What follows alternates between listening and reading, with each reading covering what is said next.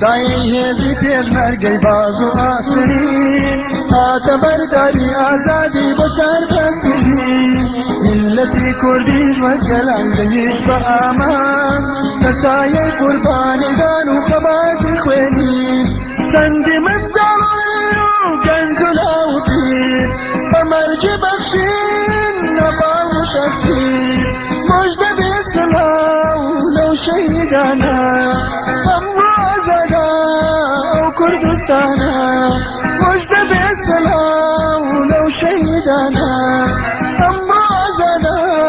ئەو کوردستانە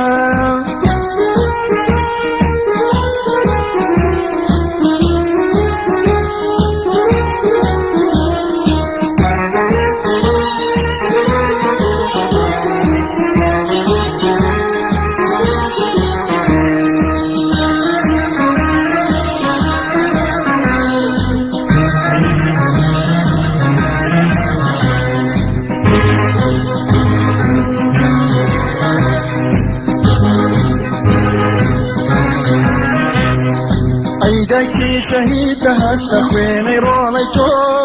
میلەتی کوردی گەیاندە ئەمانجی ئەمڕۆ ئەو جلە ڕاشەدداکەنە و فرمێس کرد بزرا بە خوێنی گەشی ڕۆڵەکەت ڕوونە بوو ئاسۆ بە فیڕۆرە تۆی و خوێنی پیرۆزی ئازادی هێنا بۆ گەل و وەزی موژدە بێ سڵاو لەو شەهیدانە کوردستانە مۆژدە بێ سڵاو لەو شەهیدانە ئەمڕۆ ئازادە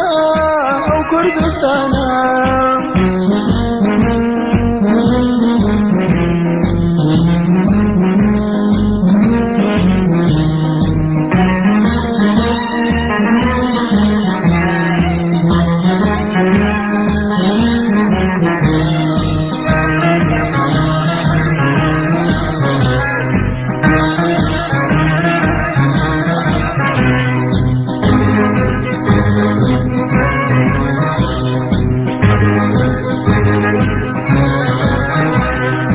شەهیدان بە خوێنی سووریان لە ڕێگای خەبات سەریان نایەوە بۆ بەرزی و ئازادی وڵات میلەتی کوڕوارزگار بوو بە خوێنی شەهید موژدە بێ خۆری ئازادی و یەکسانی هەڵات ئیتر داهێنان بۆ گەل شۆڕشە